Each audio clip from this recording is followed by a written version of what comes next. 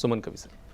இல்லை, இந்த இப்போ கொண்டு வர இருக்கிற மசோதாங்கிறது முற்றிலுமாக தமிழ்நாட்டுக்கு மட்டும் இல்லை, ஒட்டு மொத்தமாக இந்த ஜனநாயகம் அப்படிங்கிற அந்த செட்டப்பையே உடைப்பதற்கான மக்களுக்கான பிரதிநிதித்துவம் அப்படிங்கிறதையே காணாமல் செய்துவிட்டு பாஜக தனது தேவைக்காக ஒரு வேலையை செய்கிறது அப்படின்னு தான் நம்ம இதை பார்க்க வேண்டியிருக்குது. நீங்கள் சரியாக புரிஞ்சுக்கணும் அப்படின்னு சொன்னால், இப்போ 71 என்ன காரணத்துக்காக இந்த 71 இருந்து அதுக்கப்புறம் ஒவ்வொரு முறையும் ஏன் அதே நம்பர் ஃபாலோ பண்ணப்படுகிறது, ஏன் 2001 வாஜ்பாய் அவர்கள் காலகட்டத்தில் 25 ஆண்டுகளுக்கு தள்ளி வைக்கப்பட்டது அப்படிங்கிறதுக்கான காரணங்கள் மாறவே இல்லை. அப்போ அந்த காரணங்கள்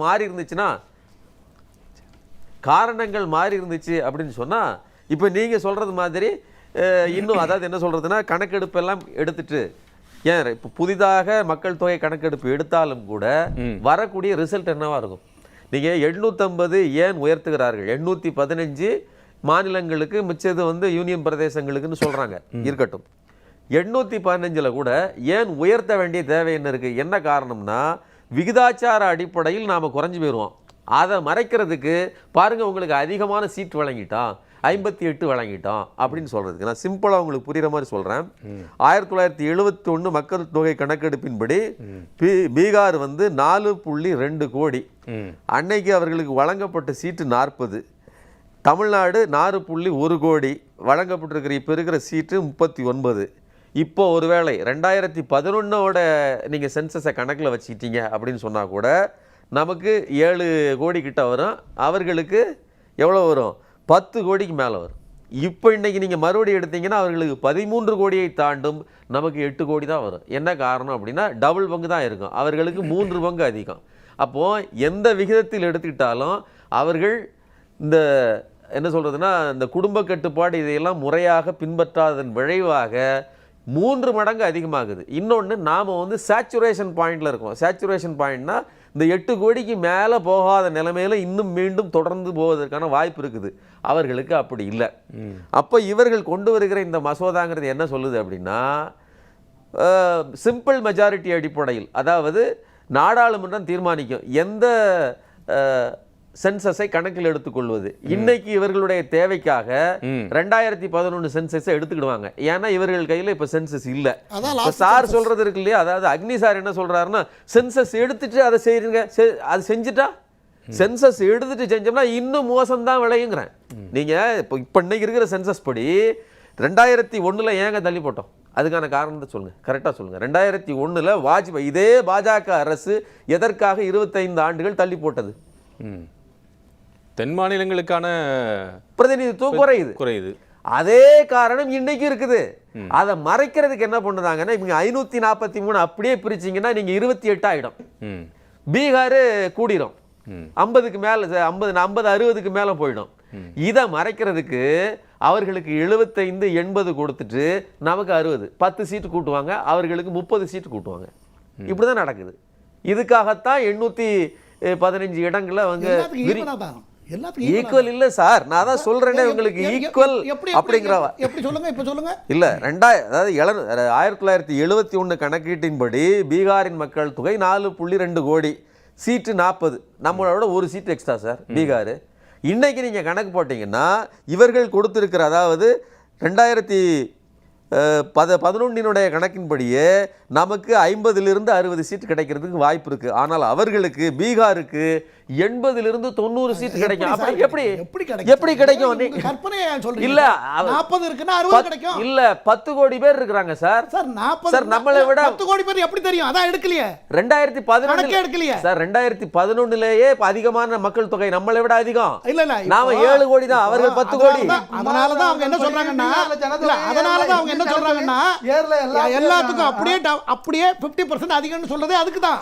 அது போய் சார் போய் சொல்றாங்க. அப்படிப்பட்ட இதே இல்ல கருத்து. ஏதாவது ஒரு பிரதமர் அதான் சொல்றாரு, உள்துறை அமைச்சர் சொல்றாரு. அப்புறம் வாசிச்ச வார்த்தை மறுபடியும் வாசிங்க. பாப்புலேஷன் எடுக்கவே இல்ல. உள்துறை அமைச்சர் பாப்புலேஷன் எடுக்கவே இல்ல சார். பொறுங்க சார், எல்லாத்துக்கும் நீங்க முதல்ல சொல்லுங்க சார். நீங்க அந்த வார்த்தையை மறுபடியும் வாசிங்க. Parliament to decide the census to be used for delimitation. Parliament to decide. முடிவு பண்ணா முடிவு எந்த சென்சஸ் எந்த சென்ஸ் அதுதான் the constitution specifies 2001 that ஒரு நிமிஷம் sir that delimitation will be carried out after every census 2000 Last அதாவது இல்ல கரெக்ட்டா புரிஞ்சுங்க after every census and will based on that census அதுதான் முக்கியம் அதாவது என்னன்னா இப்ப எடுக்கப்பட்டா இவர்கள் அதாவது கடைசி 2011 சார் இப்ப எடுக்கப்பட்டா 2026 அதை இப்ப எடுத்தால் இந்த சென்சஸ் படி இல்லை என்றால் கடைசி சென்சஸ் படி எப்படி வச்சுக்கிட்டாலும் நீங்க 543 இருந்துச்சுன்னு வச்சுக்கோங்களேன் அதை மட்டுமே பங்கு போட்டீங்கன்னா உங்களுக்கு குறையும். அதனால தென் மாநிலங்கள் கொந்தளிப்பாங்க. அதை ஏமாத்துறதுக்கு என்ன பண்றாங்கன்னா மொத்தமா ஏத்திட்டு 815 ஏத்திட்டு அவர்களுக்கு ரொம்ப அதிகமாவும் நமக்கு நீங்க ஒரு சிம்பிள் லாஜிக் இல்ல சார் ஒரு ஒரு சிம்பிள் லாஜிக் சார் ஒருவேளை அப்படி அவர்கள் வந்து கொண்டு வர்றதாகவே நீங்கள் சொல்றபடி கணக்கு தமிழக பாஜகவோ தமிழகத்தில் இருக்கக்கூடிய காங்கிரஸோ தேசிய கட்சிகள் இங்க இருக்கிறது நாளை ஒருவேளை காங்கிரஸ் ஆட்சிக்கு வரலாம்னு ஒரு கணக்கு வச்சுக்கோம் இப்ப இல்ல ஃபியூச்சர்ல வருதுன்னு வச்சுக்கோம் இதே நடைமுறை வந்து காங்கிரஸும் எடுத்துக்கொள்வதாக ஒரு தோராயமான கணக்கு வச்சுக்கும். அப்படி என்றால் அது அந்த கட்சிகளுக்கோ அல்லது அந்த மாநிலங்கள் அவர்கள் வந்து ஆட்சி செய்ய வேண்டும் என்ற நினைப்பிற்கோ அல்லது அவர்கள் சார்ந்திருக்கக்கூடிய மற்ற கட்சிகளுக்கோ அது ஒரு பெரிய சிக்கலையும் உருவாக்காதாங்கிறது ஒரு பெரிய கேள்வி இருக்கா இல்ல? இந்த கேள்விக்கெல்லாம் பதில் சொல்றது ஈஸி சார். 1960 பார்த்த திமுகவை நீங்கள் மீண்டும் பார்க்க வேண்டியிருக்கும்னு அதுக்கு என்ன பொருள்னா அப்ப பாஜக இல்லை யாரோட எதிர்த்து நின்று போராடிட்டு இருந்துச்சுன்னு தெரியும். காங்கிரஸ் அப்போ காங்கிரஸோட தான். நீங்க மத்தியில போய் யார் இருந்துகிட்டு யார் இப்படி அநியாயமாக தவறுதலாக ஒன்றை இம்ப்ளிமெண்ட் பண்ண முயற்சிச்சாலும் ஒன்றும் இல்லைங்க. வெறும் பீகார், ராஜஸ்தான், மத்திய பிரதேசம், உத்தரப்பிரதேசம் இந்த கவுபல்ட்டை மட்டும் கையில் வச்சிருந்தா போதும் மற்ற தமிழ்நாட்டையும் தென் மாநிலங்களையும் காலனியாக நடத்த முடியுங்கிற அந்த எண்ணத்துக்காகத்தான் இதை கொண்டு வராங்க. வேற எதுவுமே கிடையாது. இல்ல அப்படி ஒரு ஒரு ஒரு சிந்தனை வந்து அப்படி இருக்குமா? இல்ல ரொம்ப ஈஸி. அதுதான் சிந்தனை. ஒட்டுமொத்தமாக ஒரு நாடு தழுவே ஒட்டுமொத்தமாக ஒரு நாடு தழுவே இருக்கக்கூடிய சொல்லி அப்படி பார்த்தா பாஜக கர்நாடகத்துல பாஜக இருக்கு, ரூலிங்ல இருக்கு. தமிழ்நாட்டில் 4 எம்எல்ஏக்கள் இருக்கிறாங்க. ஏற்கனவே இங்க இருந்து ரெப்ரசன்ட் ஆகி போன எம்பிக்கள் இருக்கிறாங்க. கேரளத்துல ஒரு திரிசூர்ல இருந்து ஒரு எம்பி செலக்ட் ஆகிருக்கிறாரு. நான் என்ன சொல்றேன்னா ரெப்ரசன்டேஷனே இல்ல இங்க வரவே முடியாது அப்படின்னு இருந்தால் நீங்க சொல்ற கணக்கு பஞ்சாப்ல இந்த சூழல் இருக்கிறது, அதே போல வந்து அஸ்ஸாம்ல இந்த சூழல் இருக்கிறது. அப்படி என்றால் இங்கெல்லாம் வந்து அஸ்ஸாம்ல ஆட்சியில இருந்திருக்காங்க தான் அவங்க. அதுதான் இல்ல சார் அப்படினா வரவே முடியாதுங்கற மாதிரி சொல்லலாம் சார். வரவே முடியாதுங்கற மாதிரி ஆயிடும்ல. அதாவது தென் மாநிலங்கள் தேவையா அவர்கள் ஆட்சிக்கு வர்றாங்களா? நான் தென் மாநிலங்களே சொல்ல, அஸ்ஸாம்லயே நான் சொல்றேன். அஸ்ஸாம்லயே இதே சிக்கல் இருக்கு, பஞ்சாப்ல இதே சிக்கல் இருக்கு. அஸ்ஸாமிலேயே அவர்கள் ஏற்கனவே அஸ்ஸாம் ஏற்கனவே பல மாவட்டங்களை அந்த மாதிரி பிரிச்சிருக்காங்க, தொகுதிகளை பிரிச்சு வச்சிருக்காங்க அப்படின்னு யோகேந்திர யாதவ் சொல்றாரு. அது எக்ஸாக்டா வந்து என்ன சொல்றதுன்னா அவர்களுடைய தேவைக்காக பிரித்து வைத்திருக்கிறாங்கன்னு சொல்லி ஒரு விமர்சனம் இருக்குது. ஸோ அதுக்குள்ளெல்லாம் போனோன்னு நீண்டுட்டு போனாங்க. ரொம்ப சிம்பிளாக சொல்கிறேன் சார். இப்போது பாஜக நடத்துவது என்பது அவங்க என்ன சொல்கிறாங்க, சிம்பிள் மெஜாரிட்டி முடிவு பண்ணால் போதும், நாங்கள் எந்த சென்சஸ் வேணாலும் எடுத்துக்கலாம். அப்படி பொருள்னு என்ன அர்த்தம்னா பாஜக முடிவு செய்தால் போதும், அதாவது ஆளுகிற கட்சி கையில் மெஜாரிட்டி இருந்தால் போதும், நேரடியாக நாங்கள் எந்த சென்சஸை வேணாலும் எடுத்துக்கிட்டு அதன்படி நாங்கள் வந்து இந்த டீலிமிட்டேஷனை பண்ணிக்கிடுவோம். ஒன்று. இன்னொன்று 2029 வராங்கன்னு வச்சுக்கோங்களேன், சும்மா சொல்கிறேன். வந்ததுக்கு அப்புறம் மறுபடியும் சென்சஸ்லாம் எடுத்து முடிச்சாச்சு, மறுபடியும் கையில் நம்பர் வருது, மறுபடியும் ரீஅரேஞ்ச் பண்ணுவோம்.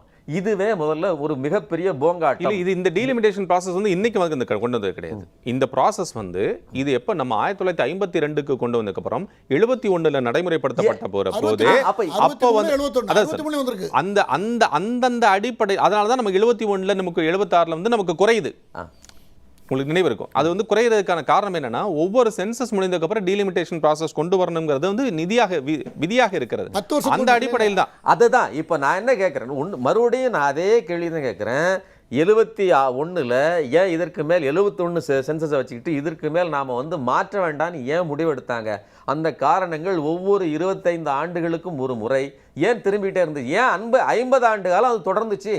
அந்த காரணம் மாறிடுச்சா? நான் என்ன கேட்கிறேன், இப்போ நீங்க சென்சஸ் எடுத்து அல்லது 2011 சென்சஸை எடுத்தாலும் தென் மாநிலங்கள் வஞ்சிக்கப்படுவது இல்லை அப்படின்னு இருக்கா?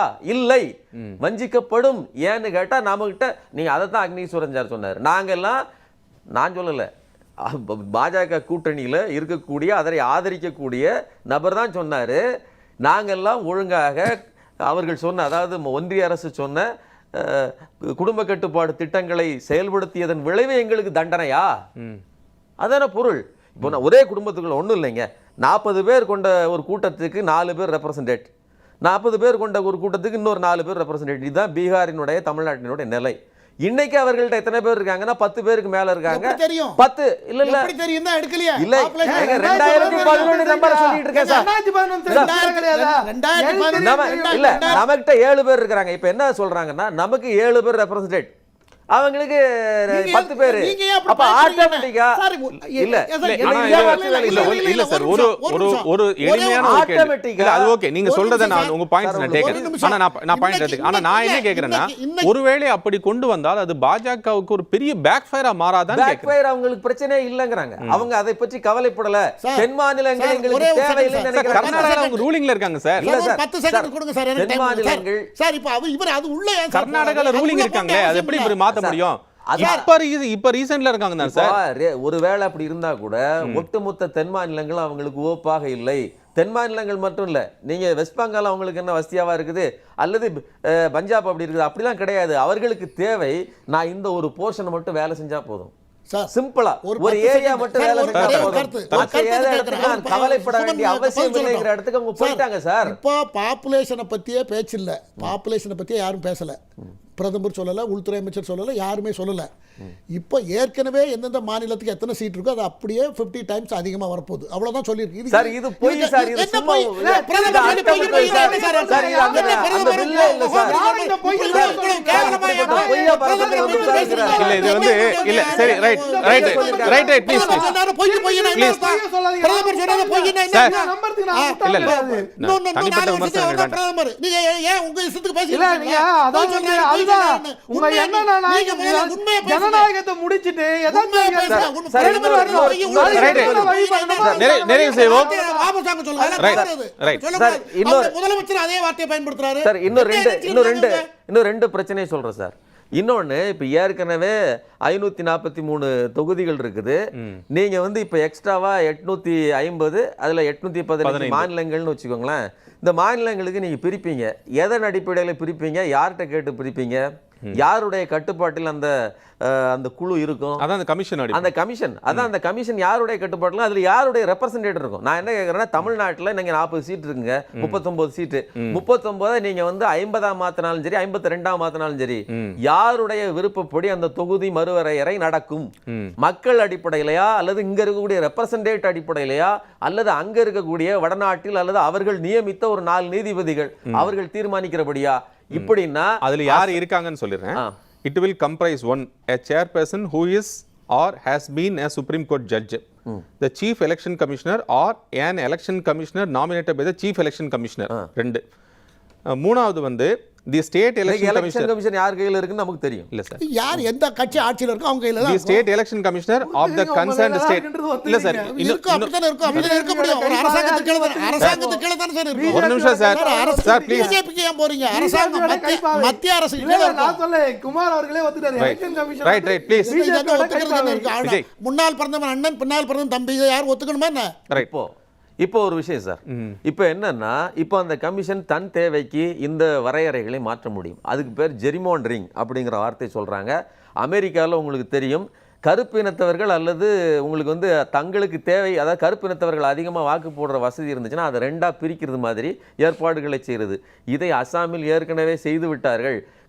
இஸ்லாமியர்கள் 30% அதிகமாக, காஷ்மீருக்கு அடுத்தபடியாக அதிகமாக இருக்கிற அஸ்ஸாமில் அவர்கள் மெஜாரிட்டி பெற்றுவிடாதபடிக்கு அங்கே இருக்கக்கூடிய அந்த தொகுதிகள் பிரிக்கப்பட்டிருக்கிறது. இதே மாதிரியான ஜெரிமாண்டரிங்கை இவர்களால் ஒட்டுமொத்த இந்தியாவுக்கும் செய்ய முடியும்.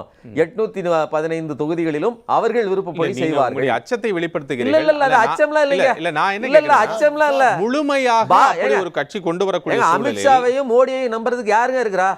சார் தமிழ்நாட்டுல ஒரு வார்த்தை சார், ஒரே நீங்க ஒரு தமிழ் வார்த்தை, போது ஒரு 10 நாடாளுமன்றத்துல 18% வாக்கு உங்களுக்கு தமிழக இதே தமிழ்நாட்டுல இருக்கட்டும், கொடுத்திருக்காங்க. அதான் சொல்றேன். இதே தமிழ்நாட்டுல தானே கொடுத்திருக்காங்க. அதான் 11% வந்து தமிழக மக்கள் தானே நம்பி தானே 18 கொடுத்திருக்காங்க. தவிர மிச்சவங்க கூட்டணி கட்சி தானே இருக்காங்க. கூட்டணி அதே கட்சி பிரதமர் யார் தேர்ந்தெடுக்கக்கூடிய ஆட்சி தானே. கட்சிகளை விட்டுருங்க சார். அதே பிரதமரை தேர்ந்தெடுக்கக்கூடிய தேர்தல் தானே சார். எங்க தமிழ்நாட்டுல இருந்து எத்தனை சீட்டு போயிருக்கு பிரதமர் தேர்ந்தெடுப்பு? சீட்டு போல. ஆனா 18% வாக்குகள் வந்து 18% கொடுத்திருக்காங்க. அவங்க பாஜக 11% அவங்க இப்ப மத்த கூட்டணி தான் சொல்றேன். வாக்குல அவங்க சொல்றாங்க கூட்டணி பிஜேபி வாக்கு. சார் எப்படி இருந்தாலும் அந்த நாடாளுமன்ற தேர்தல் வந்து இல்ல நான் என்ன கேக்குறேன்னா நாடாளுமன்ற தேர்தல் வந்து பிரதமரை ஒருவேளை 18%க்குமே அப்படி ஒரு உணர்வு இருந்தா கூட அதை மாற்ற வேண்டியது, அதை பேச வேண்டியது எங்களுடைய கடமை சார். ஏன்னு கேட்டுக்கங்க. ஏன்னா இதுல பாதிக்கப்படக்கூடாது தமிழ்நாடு. தமிழ்நாட்டுல தான் நீங்க இருக்கிறீங்கன்னு சொன்னா உங்களுடைய பங்கு தான், உங்களுடைய ரெப்ரசன்டேஷன் தான் குறைய போகுது. உங்களுடைய பங்கு தான் குறைய போகுது. அது யாருக்கு எங்கேயும் போட்டுன்னு சொல்லிட்டு புரிதல் இல்லாமல் பேசுவதாக இருந்தாலும் சரி, ஒருத்தருக்கு ஒண்ணு குறைய after the போறதில்ல. இந்த மேடைக்கு பிறகு விளக்க வேண்டியது மத்திய எங்களுடைய அரசுக்கு பொறுப்பு. எதிரான நிலைப்பாடு சரிங்களா? ஒண்ணு. எடுக்கிறீங்க. மத்திய அரசை மதிக்க கூடாதுன்னு நினைக்கிறீங்க. இல்ல. மத்திய அரசுடைய இமேஜை கெடுக்கணும்னு நினைக்கிறீங்க. இதை இன்னொரு- தவிர வேற இன்னொரு ஒண்ணுமே கடைசி கிடையாது. ஒரே நிறைவு செஞ்சிருவோம், நிறைவு. கடைசி running ஒரே short ஒரு of time. தகவலை சொல்லிடுறேன்.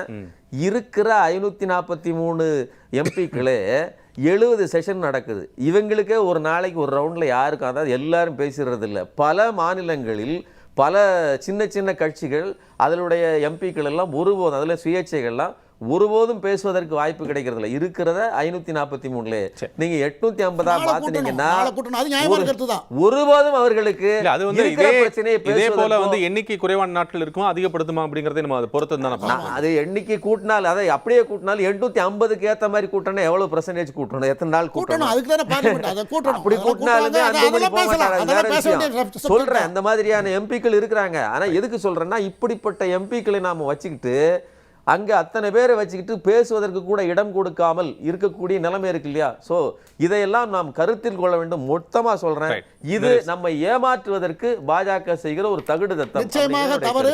ஒரு பத்திரிகையாளரா அவர் அதை சொல்றது ரொம்ப ரொம்ப தவறு. இதுக்கு மேல எந்த அரசாங்கமும் செய்ய முடியாது. அவ்வளவு ரிஸ்க் எடுத்து இதை செய்யறாங்க. அதை மனசார ஏத்துக்கணும். முதலமைச்சர் முதல்ல வருத்தம் தெரிவிக்கணும். பிரதமர் இது கிட்ட வருத்தம் தெரிவிக்கணும். பாஜகவின் தகுடு திட்டம். ஓகேவா? பாஜகவின் தகுடு திட்டம். பொறுத்திருந்து பார்க்கலாம்.